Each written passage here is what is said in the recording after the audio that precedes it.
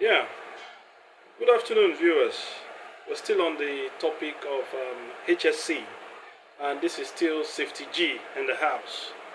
Yes, we're talking about the reasons why we ensure HSC practices are being enforced on site or around us. If you take a look at activities, everything that happens around us, you find out that in one occasion or the other, accidents occur. And when accidents happen, accidents cause injuries, damages, and losses. Those are the three major things that accidents bring, apart from regret. Regret is also part of it, comes with the losses. So, we found out that when people get involved in activities without proper planning, especially when provisions are not made for safe practices, accidents occur. And when they occur, sometimes they are fatal, sometimes they cause real damages, damages to the health. And also, all these things cost money. And when you start spending the money you're supposed to use in paying your staff and expanding business, you're spending it on treatment, replacing damaged equipment, then in no long time you'll be out of business, really, because all these things are things that can be avoided if the proper measures are put in place and if HSC culture is rich in your organization. So when we talk about HSC, really we're talking about all these measures being put in place, and someone is saddled with the responsibility of ensuring that these measures are actually being put in place and that they are working. So the HSC officer is someone who does this, and it starts with a policy. An organization will have to draw up a policy to, a kind of commitment to the welfare and safety of their staff and their work environment. Nobody wants to go to a workplace, and tomorrow is amputated or dies in a crash. So people have to be safe, and that is the more reason why organizations need to make conscious effort to make their work sites safe.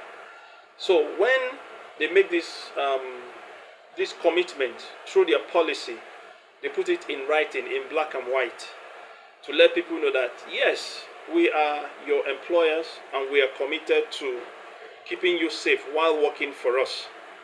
So they do that in the form of policy, they put it down, and also they're going to talk about measures they're going to take to ensure that the workplace or their offices are safe. Then they're going to have someone whose job is going to be to enforce it, and that is the HSC um, advisor or officer. So most times they do this work, that is their only job. Their only job is to sit down, come up with plans, do reviews, carry out risk assessments, and ensure that all these foreseeable risks are being planned for. So without this in any organization, there's bound to be recklessness. Accidents are bound to occur, and surely when accidents occur, there will be losses, there will be damages, and there will be injuries. Sometimes it might not even be injuries, it might be fatalities. So those are the things we want to look at. Those are the things we want to really bring out so that people will understand the real importance of HSC, the role that HSC plays in workplaces, even in our homes, in environment. When you are a HSC professional, you would have learned one or two things. That was why earlier on I talked about um, being knowledgeable, someone who has taken time to learn one or two things, maybe through common sense, through formal education. For example, um, if you common sense makes us understand that petrol or gasoline is highly flammable. So you should not go close to it with fire, naked flame, because the fire will engulf you. You'll be set ablaze. That's common sense. At the same time, um, formal education, especially for those in science students, those in sciences, sorry, science students, the ones that are exposed to subjects like chemistry, they're being taught about poisonous gases. They know the smell, they know the density, no, they know the color, some of them, and when they are released into an environment, they know some of the effects.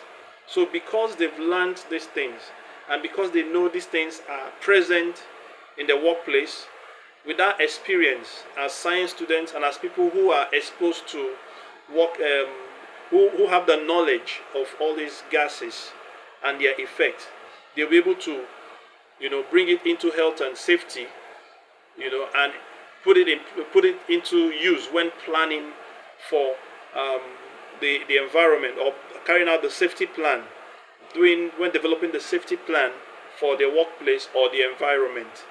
So these are part of those things, and these are actions that will go a long way to keep people safe, to protect them, to preserve their lives, and at the same time will save costs and will prevent your organization from being sued, you know, um, because workplaces are, by law, workplaces are supposed to be safe and free of accident and dangerous occurrences, so that people who work for you, or people who get engaged in activities at their workplaces, will be safe at all times. So thank you very much. We'll talk again about this. We'll continue. So let's take a break. See you. Thank you.